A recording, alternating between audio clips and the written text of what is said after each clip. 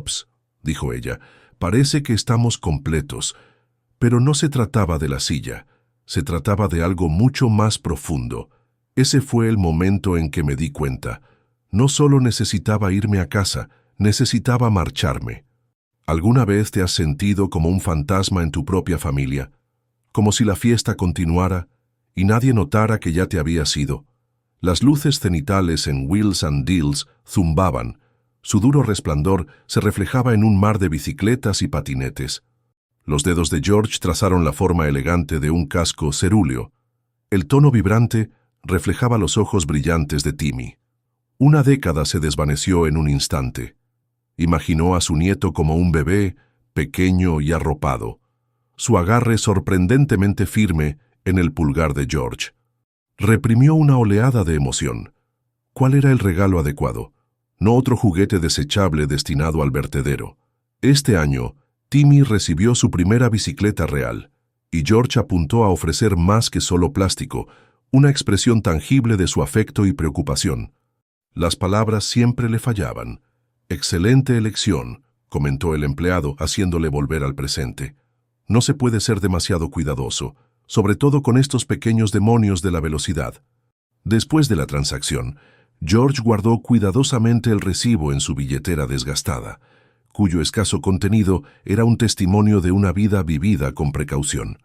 El corto viaje en coche hasta el parque pareció interminable. Cambió de emisora de radio y finalmente encontró consuelo en las suaves melodías de la música clásica, un bálsamo relajante para sus nervios crispados. Las celebraciones de cumpleaños suponían un desafío, no por falta de amor por Timmy, sino porque arrojaban su propia creciente irrelevancia con agudo relieve. El estruendo, las multitudes, esa sensación generalizada de observación distante. Cuando aparcó, los sonidos de la fiesta descendieron. Chillidos alegres, el insistente golpe de melodías infantiles, un alboroto general de diversión orquestada. Inhaló profundamente, reuniendo su resolución. Por Timmy, se dijo a sí mismo. Se dio cuenta de que David, su hijo, estaba cerca del área de picnic, de espaldas mientras gesticulaba enfáticamente a un grupo de otros padres. Un momento de vacilación, luego se acercó a ellos arrastrando los pies, el casco como una presencia pesada en su mano. «¡Papá! ¡Lo lograste!» David lo saludó dándole una palmada en el hombro. «Timmy estará encantado. Está mostrando sus nuevas ruedas a todo el mundo». George esbozó una sonrisa lánguida. «No me lo perdería». Su mirada recorrió las mesas, cubiertas de plástico festivo, repletas de refrigerios y regalos. Una bandada de niños pululaba alrededor de un mago, sus rostros iluminados con puro deleite. Era abrumador. «Toma asiento, papá», indicó David, ya absorto en su conversación. George examinó la escena. Cada silla estaba ocupada. Las madres intercambiaban confidencias susurradas. Los padres debatían estrategias para el cuidado del césped. Los niños se sentaban en los regazos, con los rostros manchados de glaseado. No hay espacio. Vio a Sarah, su nuera, revoloteando entre las mesas, reponiendo bocadillos y orquestando el caos. «Sarah», gritó, su voz casi perdida entre el bullicio. Ella se giró, su sonrisa brillante, pero fugaz. «Oh, hola, George. Me alegro mucho de que pudieras venir. Timmy estará encantado». Su mirada se movió alrededor, buscando un hueco. «Uy, parece que estamos completos». Un encogimiento de hombros, desdeñosamente casual, y se apresuró a rescatar una caja de jugo derramado. El comentario displicente persistió, más pesado de lo que justificaban sus simples palabras.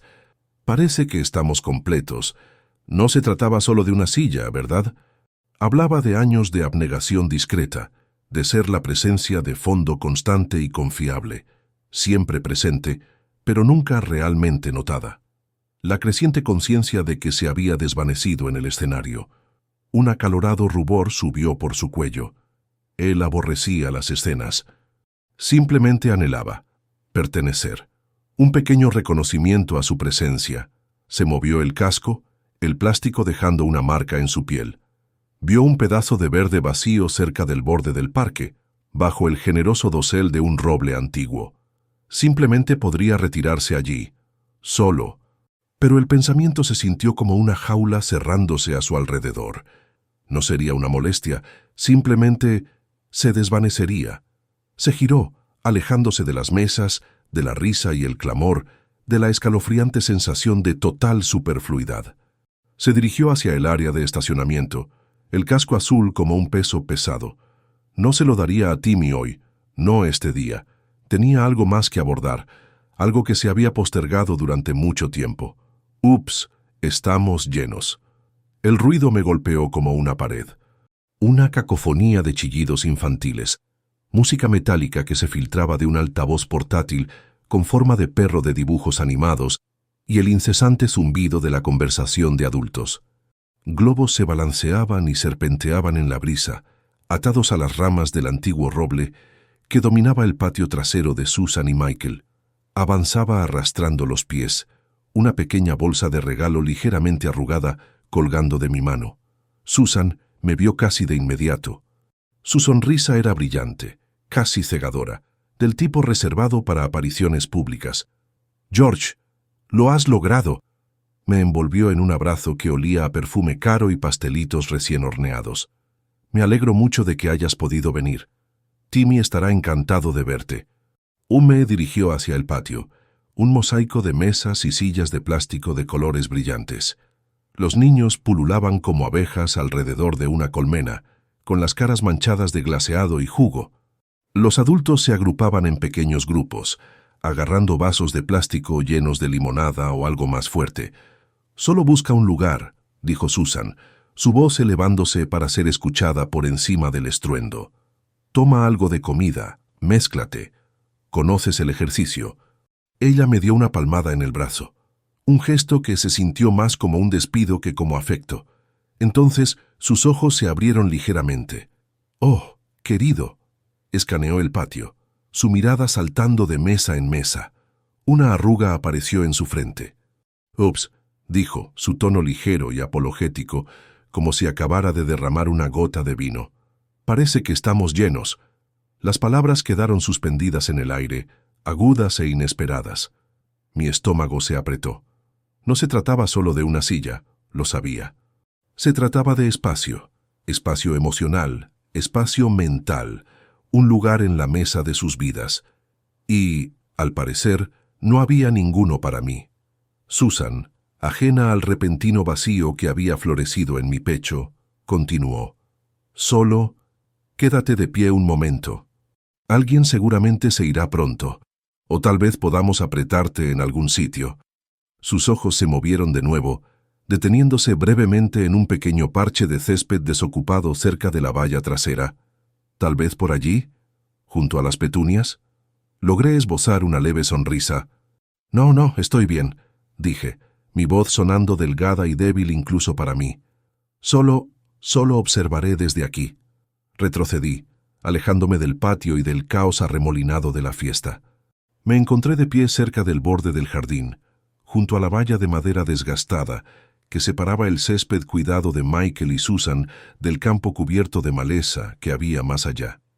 El aire aquí era algo más tranquilo, el aroma a hierba recién cortada reemplazado por el olor más terroso de las flores silvestres y la tierra húmeda.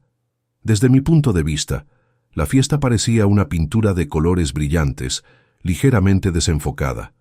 Vi a Timmy, una versión en miniatura de Michael, corriendo por el césped, su nuevo casco, el que había elegido con tanto cuidado, encaramado precariamente en su cabeza.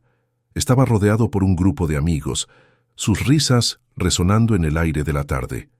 Michael estaba de pie junto a la barbacoa, volteando hamburguesas con facilidad practicada, con una cerveza en la mano. Se rió de algo que Susan dijo, su brazo rodeando brevemente sus hombros. Parecían una familia perfecta, enmarcada por el jardín bañado por el sol y la energía alegre de la fiesta. Los observé, una extraña mezcla de anhelo y resignación arremolinándose en mí. Vi la fácil camaradería, la conexión sin esfuerzo, el entendimiento tácito que los unía. Y supe, con una claridad que dolía, que yo era un extraño, un espectador, un mueble olvidado relegado al rincón polvoriento de sus vidas. El sol golpeaba mi cuello, un peso pesado y opresivo. La risa y la charla de la fiesta parecían burlarse de mí, destacando mi aislamiento. Incluso los colores brillantes y alegres de los globos parecían chillones, casi crueles. Metí la mano en mi bolsillo y jugueteé con el pequeño pájaro de madera que había tallado para Timmy. Había pasado horas lijándolo y pintándolo, elaborando cuidadosamente cada pluma, cada delicado detalle. Había imaginado el rostro de Timmy iluminándose cuando lo viera, la chispa de conexión entre abuelo y nieto, pero ahora simplemente se sentía como otro objeto no deseado, otro recordatorio de mi propia irrelevancia. Cerré la mano alrededor de él, la madera lisa presionando contra mi palma. Lo guardaría. Era para mí. Respiré hondo, el aire cargado con el aroma de hamburguesas y azúcar quemada. Sabía lo que tenía que hacer. No iba a ser fácil, pero no podía quedarme aquí aferrándome a los bordes de una vida que ya no tenía un lugar para mí. Tenía que encontrar mi propio espacio, mi propia mesa, mi propia razón de ser. Era hora de empezar a marcharme. El viaje se disolvió en un torrente de luces traseras carmesí y arrepentimientos en espiral. El descarte displicente de Susan, «Ups, parece que estamos llenos», se repitió implacablemente, la cadencia descuidada cortando más profundo que las propias palabras. Con las manos apretadas al volante, obligué a mi atención a la cinta de asfalto que se desenrollaba ante mí. Mi vecindario, usualmente un bálsamo, se sentía como un escenario que se burlaba de mi soledad. Cada seto recortado, cada columpio de porche, un respaldo silencioso de la vida familiar, una vida que de alguna manera había extraviado. La casa se cernía, un silencioso centinela de ladrillo que guardaba ecos de risas y el fantasma de hierbas a fuego lento.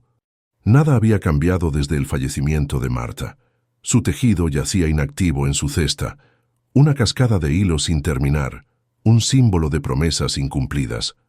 Las sonrisas irradiaban desde la galería de fotos de la repisa, vacaciones bañadas por el sol, graduaciones radiantes, días de antaño. Estas fueron alegrías capturadas, un marcado contraste con el vacío que ahora impregnaba cada estancia. Me dejé caer en el sillón favorito de Marta, la tela desgastada suave contra mi piel. Con los ojos cerrados, casi podía captar el leve zumbido de sus melodías, la sincopación casi silenciosa de sus agujas al hacer clic.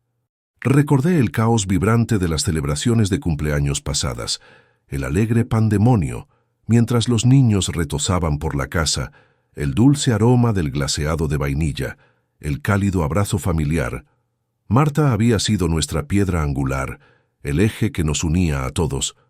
Ahora, dispersos como hojas caídas, cada uno de nosotros rodaba en un mundo sin ella.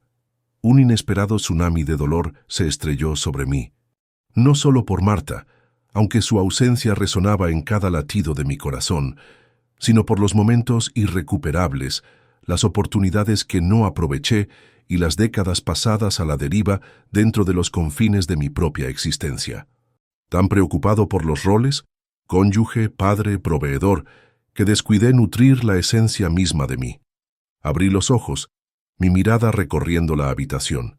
Muebles anticuados, paredes adornadas con baratijas e imágenes sentimentales. Cada objeto, una piedra de toque, una crónica del pasado. Pero el pasado se había ido. Un espejismo conmovedor y hermoso, pero divorciado de mi realidad actual. Me levanté y vagué por la casa, habitación por habitación. El comedor, sitio de innumerables comidas compartidas. La cocina, donde Marta había hilado magia culinaria. El dormitorio de invitados, una vez una guardería, luego una suite de invitados, ahora simplemente un depósito de reliquias olvidadas. Cada espacio formaba un museo privado de mi vida, una validación de los días pasados, tanto atesorados como sofocantes. El peso de todo ello presionaba, una carga opresiva que me robaba el aliento. Me sentí sepultado dentro de estas paredes, cautivo de los zarcillos de la memoria que se aferraban como sombras, Era primordial liberarse, despojarse del peso de los años anteriores y construir una vida nueva. ¿Pero cómo? La pregunta quedó suspendida, sin respuesta e inmensa. Estaba perdido, inseguro de por dónde empezar, qué hacer. Todo lo que sabía era que no podía permanecer aquí, abarcado por estos espectros, habitando una vida que ya no resonaba. Necesitaba identificar una razón para levantarme cada mañana, un nuevo camino para explorar, un yo reinventado. Tenía que redescubrirme a mí mismo. Una decisión radical. El reloj digital en la mesita de noche brillaba 3:17 AM en furiosos números rojos. El sueño seguía siendo una costa distante, inalcanzable, a través de un mar de pensamientos agitados. Cada ola traía los mismos escombros, el fantasma de Marta, el eco de la risa de los niños ahora silenciado y el aguijón de las palabras de Sara. «Ups, parece que estamos llenos». La displicencia de ello, el rechazo casual, resonó más profundamente de lo que podría haberlo hecho cualquier pelea a gritos. No se trataba solo de una silla, se trataba de una vida que había dejado encogerse, volverse definida por estas 4 paredes, por recuerdos que ahora me estaban sofocando. Me senté, el viejo colchón gimiendo en protesta. Sentí las piernas rígidas cuando las balanceé sobre el costado de la cama y me puse de pie. Las tablas del piso estaban frías debajo de mis pies descalzos, un crudo recordatorio del frío que se había asentado en mis huesos mucho antes de que cambiara el clima. Me arrastré hasta la ventana, retirando la pesada cortina. El mundo exterior estaba envuelto en la oscuridad, salvo por el pálido resplandor de una farola distante. Necesitaba cambiar, no solo reorganizar los muebles o adoptar un nuevo pasatiempo. Necesitaba un cambio fundamental, una demolición y reconstrucción. El pensamiento, una vez impensable, ahora se sentía innegablemente correcto. Lo vendería todo, todo. La decisión, una vez tomada, se instaló en mí con una calma sorprendente. No fue un acto de rebelión grandioso y dramático, fue práctico. Una cirugía necesaria para extirpar las partes de mi vida que me estaban envenenando. Me liberaría del peso, libre de las expectativas, libre de definir mi propio valor, incluso en esta etapa tardía. Amaneció, pintando el cielo en tonos de rosa y gris. Preparé una olla de café fuerte, el aroma llenando la cocina, un aroma que una vez trajo a Marta entrando ajetreada, lista para comenzar el día. Hoy solo me recordó su ausencia, pero también la silenciosa fuerza que siempre poseyó. Después del café, empecé en el ático. Cajas y más cajas, llenas de los detritos de una vida vivida. Viejos álbumes de fotos con cubiertas descoloridas y agrietadas. Ropa de bebé, aún oliendo ligeramente a lavanda. Trofeos de juegos de béisbol olvidados hace mucho. Cada artículo, un ancla diminuta, atándome al pasado. Trabajé metódicamente, creando 3 montones. Uno para los artículos que guardaría, sobre todo fotografías de Marta y los niños de pequeños. Otro para los artículos que donaría a la caridad. El tercer montón, y el más grande, era para el subastador. Muebles, herramientas, chucherías, las posesiones acumuladas en 78 años. Clasificar la caja de costura de Marta me hizo un nudo en la garganta. Su dedal, desgastado por años de uso, estaba entre carretes de hilo. Un edredón a medio terminar yacía debajo, colores vibrantes incluso después de este tiempo. Doblé con cuidado el edredón y lo agregué a la pila de guardar. Lo terminaría, por ella, por mí. El acto físico de clasificar era agotador, pero muy catártico. Con cada artículo colocado en una pila, me sentía un poco más ligero y un poco menos agobiado. Encontré un viejo proyecto de carpintería que había comenzado años atrás, un pequeño caballo balancín para mi nieta. Estaba sin terminar, la madera áspera y sin pintar. Lo agregué a la pila de guardar. Tal vez, solo tal vez, lo terminaría al fin, no por ella, sino por mí mismo. Un testimonio del hecho de que aún podía crear, aún contribuir, aún ser algo más que un asiento vacío en una fiesta de cumpleaños. Cuando el sol empezó a ponerse, proyectando largas sombras por el ático, me recosté y examiné mi trabajo. Los montones eran desalentadores, una manifestación física de la vida que estaba a punto de desmantelar, pero en medio del caos sentí un destello de algo que no sentía en años: esperanza, una esperanza frágil y naciente, pero esperanza al fin. El tipo de esperanza que susurra: no es tarde, aún puedes empezar de nuevo. Dejar ir los endebles letreros de «se vende», clavados en la tierra blanda de mi jardín, parecían acusadores bajo el sol de la tarde. Estaban impresos en cartulina barata, del tipo que Bethany usaba para sus recaudaciones escolares. Había sentido una punzada de culpa incluso al comprarlos, una pequeña rebelión contra una vida frugal. Cada letrero se sentía como un pequeño obituario de un pedazo de mi vida. Las primeras horas fueron tranquilas. Gorriones revoloteaban entre las azaleas. Su gorjeo era un coro burlón a mi soledad. Me senté en el columpio del porche, el crujido rítmico una comodidad familiar, y observé cómo algún coche disminuía la velocidad, sus ocupantes estirando el cuello antes de acelerar. La duda me corroía. Tal vez esto fuera una locura. Tal vez debería cancelarlo todo, llevar todo de vuelta adentro y pretender que nada de esto hubiera pasado. Entonces la señorita Henderson, del otro lado de la calle, apareció. Ella siempre me recordaba a un búho desaprobatorio, posado en su porche con binoculares y ceño fruncido permanente. Ella no se molestó con saludos, solo apuntó con un dedo huesudo al reloj antiguo que había colocado cerca de la entrada. «¿Cuánto por esa monstruosidad?», ladró con voz áspera. Cité un precio más alto del que esperaba, con la esperanza de que ella se resistiera. Ella no lo hizo.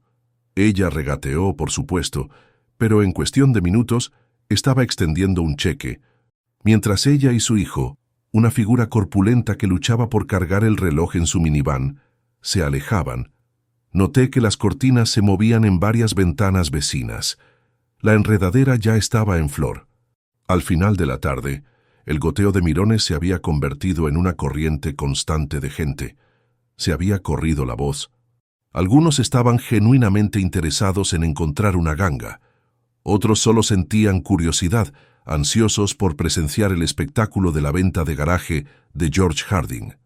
Escuché fragmentos de conversaciones. «Ha perdido la cabeza, pobre hombre, y algo debe andar mal con sus finanzas». Cada comentario era un pequeño pinchazo, un recordatorio de mi fracaso. El pequeño Timmy Johnson, el chico que solía cortar mi césped, compró mi vieja caja de herramientas. Sonrió, su diente frontal faltante, un hueco de alegría. «Gracias, oh señor Harding. Esto es asombroso». Esa pequeña transacción me reconfortó. Iba a ir a alguien que realmente lo usaría, alguien que lo apreciaría de verdad. Tal vez todo esto no sea un error. La parte más difícil fue con el sillón de Bethany. Estaba sentado en el porche, bañado por la luz dorada del sol poniente, con un aspecto increíblemente solitario. Tenía un estampado floral, algo anticuado, pero era su silla. A ella le encantaba sentarse allí leyendo o tejiendo. El rítmico clic de sus agujas, un zumbido constante en nuestras vidas. No me había sentado en él desde su fallecimiento. Era muy doloroso. Una pareja joven, con los brazos entrelazados, se acercó con vacilación. La mujer pasó su mano sobre la tela ya desgastada. «Es perfecto», le susurró a su pareja. «Justo lo que estábamos buscando». Cité un precio, mi voz gruesa por las lágrimas contenidas. No regatearon nada, simplemente sonrieron, una mirada compartida de emoción entre ellos. Mientras llevaban con cuidado la silla a su camioneta, sentí una punzada aguda de pérdida, un dolor físico fuerte en mi pecho. Se sintió como perder a Bethany otra vez. Los vi alejarse, el sillón como una explosión de color en el crepúsculo. Luego entré, me serví un vaso de whisky y me senté en el espacio vacío donde solía estar el sillón. La casa se sentía más vacía y fría, pero de alguna manera también más ligera. El peso del pasado, aunque aún presente, se sintió un poco menos agobiante. Dejar ir era doloroso, pero tal vez, solo tal vez, Era la única forma de avanzar. Sonó el teléfono. Era mi hijo, Michael. Me preparé. La mañana siguiente amaneció clara y engañosamente alegre. Los letreros de "Se vende", ahora algo torcidos, parecían burlarse del vacío que estaba consumiendo lentamente la casa. Tomé un sorbo de mi café, el silencio amplificando el tic-tac del reloj de pie en el pasillo, un reloj que pronto desaparecería, su pulso rítmico reemplazado por... ¿Qué? No lo sabía, y eso, curiosamente, estaba bien.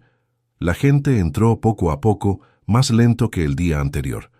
Principalmente hombres de aspecto serio esta vez, sus ojos brillando con un hambre particular mientras inspeccionaban mis herramientas para trabajar la madera. Mis herramientas, las herramientas de mi padre, transmitidas a mí. No las había usado mucho desde que Bethany falleció. El olor a aserrín y barniz, demasiado ligado a los recuerdos de ella sentada a mi lado en el garaje, dibujando diseños mientras yo les daba vida.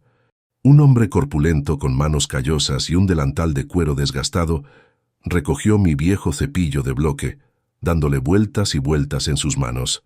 «Stanley 4», murmuró, más para sí mismo que para mí. «Buen acero».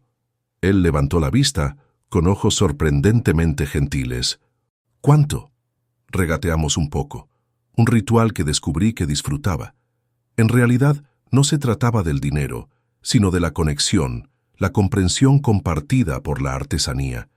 Cuando finalmente me pagó, asintió brevemente, un reconocimiento silencioso que pasó entre nosotros. Mientras se alejaba, con el avión cuidadosamente metido en su bolsa de herramientas, sentí una punzada, pero fue seguida rápidamente por una ligereza sorprendente, una cosa menos que me pese. El teléfono sonó. «David». Dudé antes de responder. «¿Papá? ¿Cómo va la venta?» Su voz era tensa, mezclada con una preocupación que se sentía sofocante. «Bien, David, bien. La Sequeira Henderson dijo que estabas vendiendo todo». «Así es». Hubo una larga pausa. «Papá, ¿estás seguro de que estás bien? Tal vez deberías hablar con alguien». «Estoy hablando con alguien, David. Estoy hablando contigo». Aunque me di cuenta, en realidad no estaba diciendo nada, no sobre lo que realmente importaba. Pero, ¿todo? ¿Qué vas a hacer? Aún no lo sé, hijo. Y ese es el punto. Él suspiró, un sonido cansado que decía mucho sobre la carga que llevaba. Solo, ten cuidado, ¿de acuerdo? Estamos preocupados por ti. Lo sé, David. Estaré bien. Colgué. La palabra bien resonaba en el pasillo repentinamente vasto. Bien era una mentira, pero era más fácil que la verdad. El sol de la tarde golpeaba fuerte, convirtiendo el césped en una neblina brillante. Una pareja joven compró mi colección de discos antiguos, con los ojos muy abiertos por la emoción mientras hojeaban los álbumes. Les conté historias sobre los músicos, sobre Bethany y yo bailando en la sala de estar, los recuerdos desarrollándose como fotografías desgastadas. Se fueron con los brazos llenos, su risa desvaneciéndose en la tranquila calle. Con cada transacción, la casa se sentía menos como un hogar y más como un cascarón vacío. La sala de estar, una vez llena de muebles y recuerdos, ahora era un espacio cavernoso. Motes de polvo bailaban a la luz del sol, resaltando las zonas desnudas de las paredes donde habían colgado cuadros. La mesa del comedor, el sitio de innumerables cenas familiares, estaba desnuda y abatida. Le vendí el reloj de pie a un relojero de las afueras de la ciudad. Lo desmanteló cuidadosamente, envolviendo cada pieza en tela protectora. Mientras sacaba el pesado péndulo por la puerta, el silencio en la casa se profundizó, un silencio profundo e inquietante. Por la noche, solo quedaban algunos artículos. Un jarrón de cerámica astillado, una caja de fotografías antiguas, un libro de poesía encuadernado en cuero desgastado. Cosas demasiado personales, demasiado insignificantes para cualquiera que no sea yo. Me senté en el porche, el sol poniente pintando el cielo con tonos de naranja y púrpura. Los letreros de «Se vende» se apoyaban contra la barandilla del porche, su mensaje casi completo. La casa estaba casi vacía, y yo también. Pero en medio del vacío, un destello de algo nuevo comenzaba a agitarse.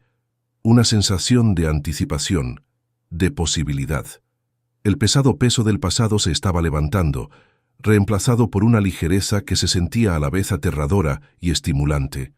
Cerré los ojos respirando hondo el aire fresco de la noche. El camino por delante era incierto, pero por primera vez en mucho tiempo sentí que por fin me movía. Internet se convirtió en mi nuevo mejor amigo, un torbellino de información que reemplazó el silencio reconfortante de la presencia de Bethany. Las horas se esfumaron mientras devoraba artículos, veía videos y comparaba modelos. No estaba buscando una RV de lujo, todo cromo brillante e innecesarios aparatos. Necesitaba algo, práctico, algo que se pareciera a mí, robusto, confiable y tal vez un poco tosco en los bordes. Una furgoneta camper, lo suficientemente pequeña para circular por caminos secundarios, lo suficientemente grande para vivir. Los clasificados me llevaron a una Ford Econoline del 98, estacionada en un lote polvoriento a las afueras de la ciudad.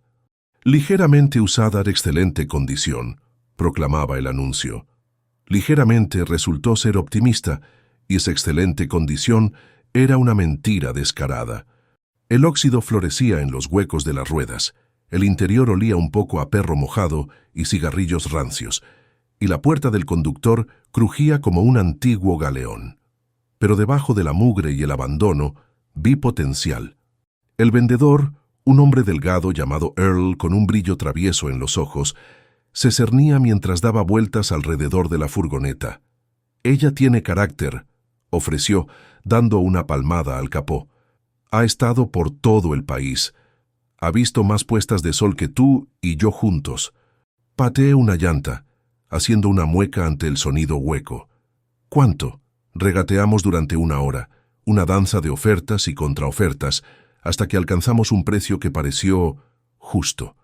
Tal vez incluso un poco demasiado justo por mi parte. Sospeché que Earl solo quería deshacerse de ella. Conducirla a casa fue toda una aventura. El motor tosió y chisporroteó. La dirección estaba floja y los frenos se sentían más como sugerencias que como órdenes. Pero con cada milla, una sonrisa se extendía por mi rostro. Esto no era solo un vehículo, era un billete a alguna parte. David llamó esa noche, con la voz cargada de preocupación. «Papá, escuché que te compraste una furgoneta». «¿Una furgoneta camper?» «Así es», dije, tratando de sonar indiferente. «Papá, ¿estás seguro de esto? No estás huyendo, ¿verdad? Corriendo hacia algo, quizá», respondí, eligiendo cuidadosamente mis palabras. «Un poco de libertad». Él suspiró. «Solo ten cuidado, ¿de acuerdo? Y haznos saber dónde estás». Siempre, prometí, sabiendo muy bien que siempre era un concepto flexible en estos días. Los siguientes días fueron un torbellino de actividad. La furgoneta se convirtió en mi taller, mi lienzo. Arranqué la alfombra manchada, fregué las paredes y ataqué el óxido con papel de lija y un cepillo de alambre.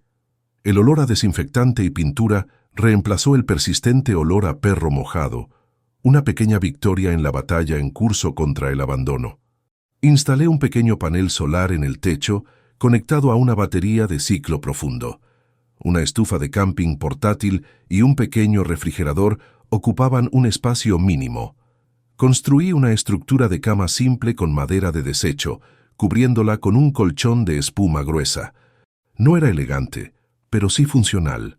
Era mío. Me dolía la espalda. Mis manos estaban cubiertas de astillas y hacía días que no dormía bien. Pero con cada mejora, cada modificación, un sentido florecía dentro de mí. No solo arreglaba una camioneta, me reconstruía a mí mismo. Una tarde, me encontré mirando las paredes desnudas con la sensación persistente de que algo faltaba. Necesitaba algo, personal, algo que me recordara quién era, quién quería ser. Rebusqué entre las pocas cajas que había guardado y finalmente desenterré un pequeño diario encuadernado en cuero. Bethany me lo había dado años atrás, instándome a escribir mis pensamientos, mis sueños. Siempre me había resistido, afirmando que no era un escritor. Pero ahora, mientras sostenía el cuero desgastado en mis manos, sentí un tirón, un anhelo por capturar este momento, este extraño y estimulante viaje. Tomé un bolígrafo y abrí el diario, las páginas en blanco, mirándome fijamente. ¿Qué escribir? ¿Por dónde empezar? Dudé. Luego garabateé una sola frase en la parte superior de la primera página. Las ruedas giran. Empacar se sentía como seleccionar una vida, solo que esta vez, una vida diseñada para uno. La casa se vaciaba, habitación por habitación, vendida a extraños que hurgaban en mis recuerdos como si fueran antigüedades en un mercadillo. Traté de no mirar, pero los ecos de sus voces, ¿cuánto por esta cosa vieja?, dolían más de lo que quería admitir. La caravana, bautizada como refugio de Bethany en mi mente, estaba estacionada en la entrada, un lienzo de metal esperando que comenzara su historia. Por dentro, olía levemente al cuestionable ambientador de Earl y Aserrín, una extraña mezcla que de alguna manera olía a libertad. Primero, lo esencial. Ropa, por supuesto, pero solo la práctica. No más camisas almidonadas o corbatas acumulando polvo en el armario. Jeans, camisetas, un par de camisas de franela para las noches frías. Los doblé cuidadosamente, una habilidad perfeccionada durante años de empacar para las vacaciones familiares que Bethany planeaba con esmero. Se me hizo un nudo en la garganta. Lo reprimí. Esto no eran vacaciones, era algo completamente diferente. Luego, los libros. Bethany siempre decía que tenía demasiados, pero leer era una de las pocas alegrías que no habían sido contaminadas por el dolor. Pasé mis dedos por los lomos. Una silenciosa conversación con viejos amigos. Walden de Thoreau, una copia muy usada de Hojas de hierbas de Whitman y una colección de poesía de Robert Frost. Hablaban de la naturaleza, la soledad y el espíritu perdurable del hombre, justo lo que necesitaba. Los coloqué cuidadosamente en una caja pequeña, amortiguándolos con una vieja manta de retazos que Bethany había hecho años atrás. Sus colores estaban descoloridos, pero la calidez que ofrecía era atemporal. Desplegué un mapa de Estados Unidos en la pequeña mesa. Era grande, del tipo que encontrarías en un aula, y un poco difícil de manejar en los confines de la camioneta. Los estados se mezclaban entre sí en un torbellino de color, prometiendo aventura y escape. Tracé con el dedo a lo largo de las carreteras, imaginando las infinitas posibilidades. La carretera de la costa del Pacífico, la Ruta 66, las carreteras sinuosas de las montañas Blue Ridge. No tenía un itinerario fijo, solo una vaga idea de dirigirme hacia el oeste, hacia el atardecer. David se enfadaría si supiera lo despreocupado que estaba siendo. Pero la falta de rumbo era el objetivo. Hice una pausa, mirando el mapa. Probablemente debería decirle algo, ¿no es así? Una postal de vez en cuando, solo para que supiera que seguía vivo. Pero la idea de explicarme, de justificar mis acciones, era agotadora. El diario que Bethany me dio años atrás estaba abierto en el asiento del pasajero. Sus páginas en blanco eran un reto, una invitación a llenarlas con algo significativo. Cogí mi bolígrafo, golpeándolo contra la barbilla. Día 1, escribí. O quizás, día 1 otra vez. La cámara. Casi me olvidé de la cámara. Era una Nikon vieja, pesada y fiable, una reliquia de mis días de fotografía amateur. Bethany siempre me había animado a retomarla, pero después de su muerte, el mundo parecía muy gris para capturarlo. Ahora, sin embargo, la idea de documentar mi viaje, de ver el mundo a través de una lente de nuevo, se sentía bien. La añadí a la lista de empaque, junto con baterías adicionales y tarjetas de memoria. Tal vez, solo tal vez, podría aprender a ver la belleza de nuevo. Tal vez incluso podría encontrarme a mí mismo en el proceso. La venta de garaje continuó afuera, las voces de extraños regateando por mi pasado. Dentro de la camioneta, rodeado de lo esencial para mi futuro, sentí un atisbo de esperanza. Era una chispa pequeña, fácilmente extinguida, pero estaba allí. Y por ahora, eso era suficiente. El motor ronroneaba, un zumbido mecánico acompañando el pulso frenético en la garganta de George. Con la confesión evitada, Había dejado una nota, un trozo de papel amarillo gritando cobardía desde la mesa de la cocina. El vagabundo, su camper, un nombre que ahora resonaba con autoburla, devoraba el asfalto, una mancha aguacate y crema contra la vista de California. Apuntó hacia el norte, hacia el Parque Nacional Redwood. La noche anterior, los mapas habían sido su consuelo, dedos temblorosos trazando rutas, hallando consuelo en el ascenso y descenso de la tierra representada. Anhelaba la compañía de antiguos centinelas, testigos silenciosos de la locura humana. Necesitaba secuoyas. El viaje se extendió, el paisaje evolucionando de suburbios monótonos a colinas ondulantes, y finalmente, el abrazo verde que buscaba. Un restaurante de carretera, todo cromo y vinilo, proporcionó un respiro en forma de un sándwich de queso y café tibio.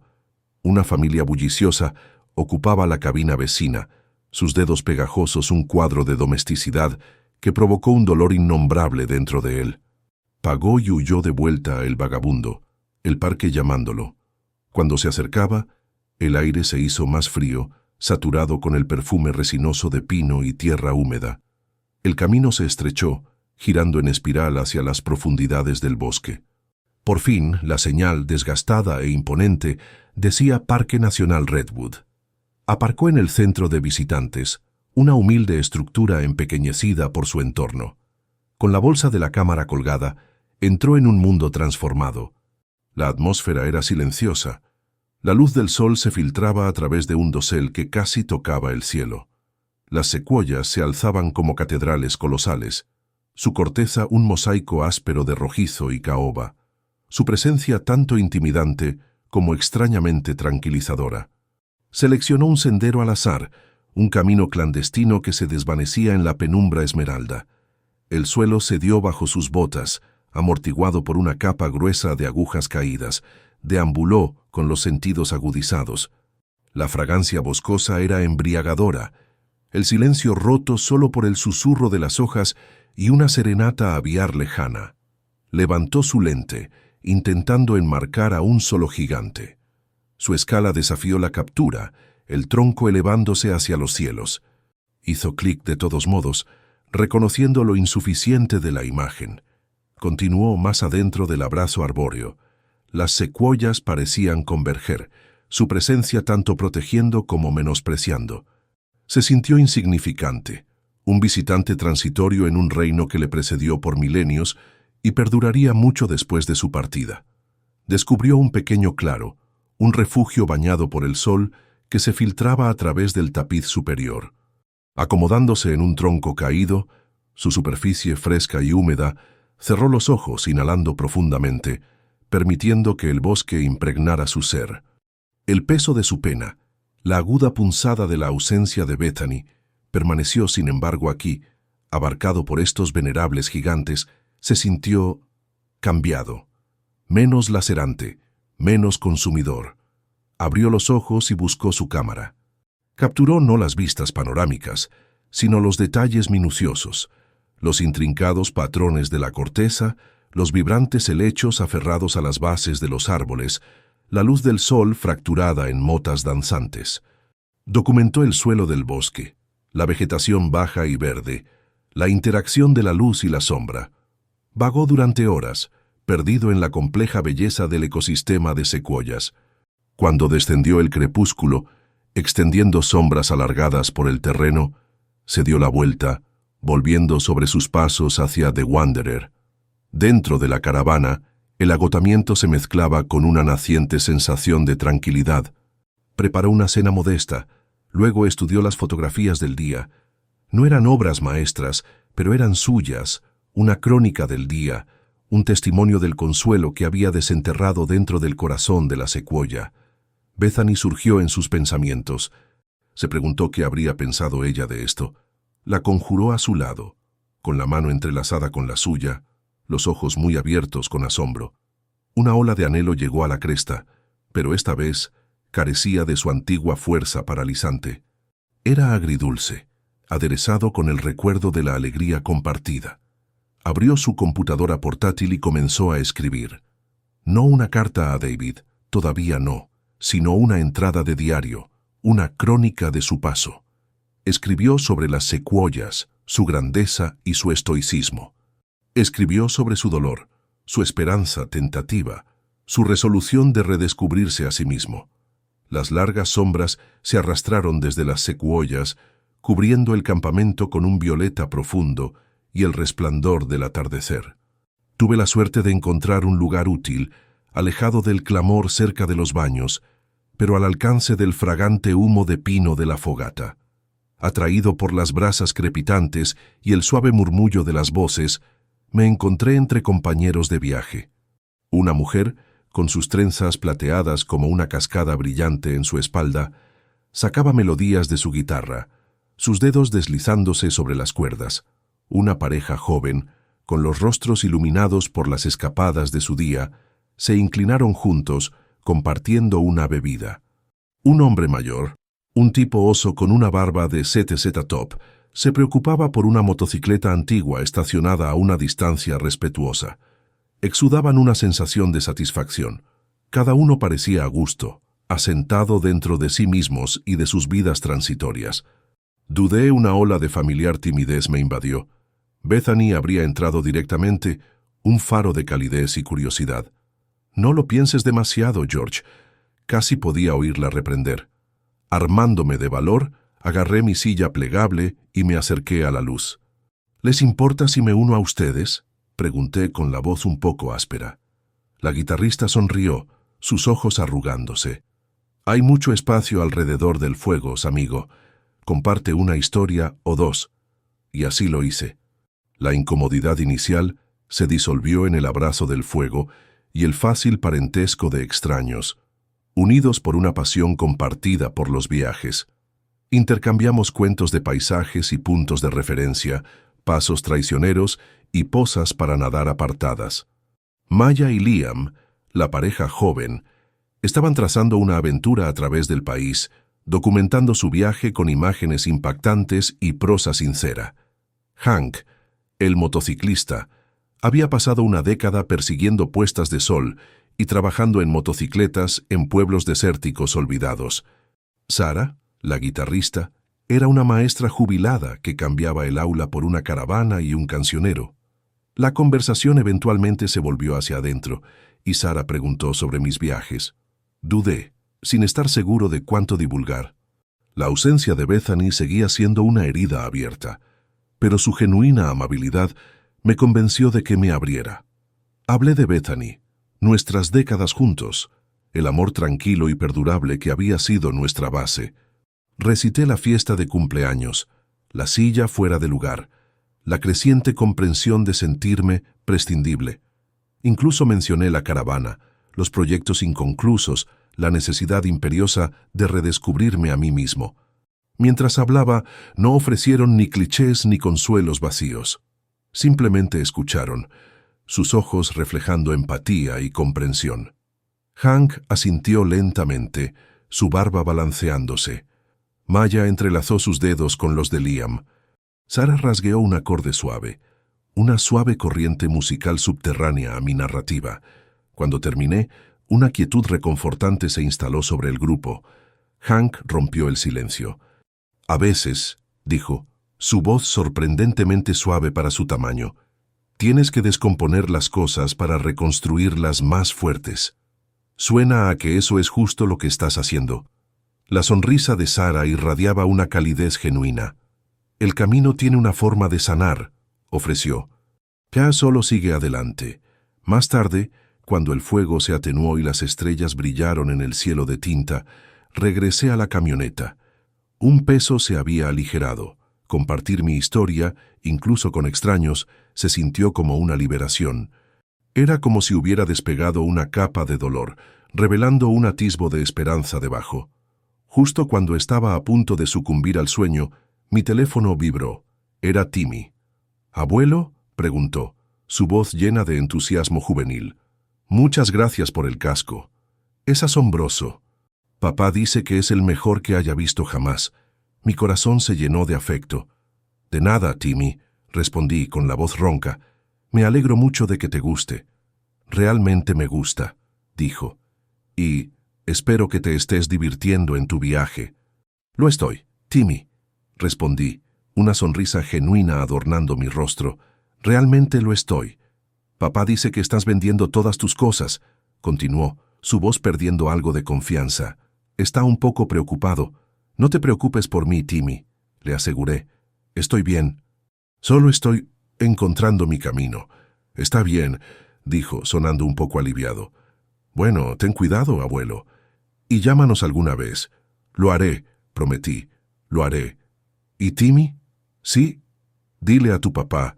Dile que estoy bien. Terminé la llamada y miré hacia el techo de la camioneta. Bien. Tal vez incluso bien. Era una palabra potente, quizás demasiado. Pero por primera vez en años, sentí una chispa de algo parecido a eso. El camino se extendía ante mí, lleno de incertidumbres y pruebas. Sin embargo, también contenía la promesa de conexión, de exploración, de una vida reconstruida, una milla a la vez. Y entonces, bañado por la luz de las estrellas, bajo la silenciosa mirada de las imponentes secuoyas, sentí que iba en la dirección correcta. Que a veces se necesita una silla faltante para darse cuenta de que has estado de pie solo durante años. Y a veces tienes que vender todo para finalmente pertenecer a algún lugar. Si esta historia te conmovió, quédate con nosotros. Hay más vida esperando al otro lado del silencio.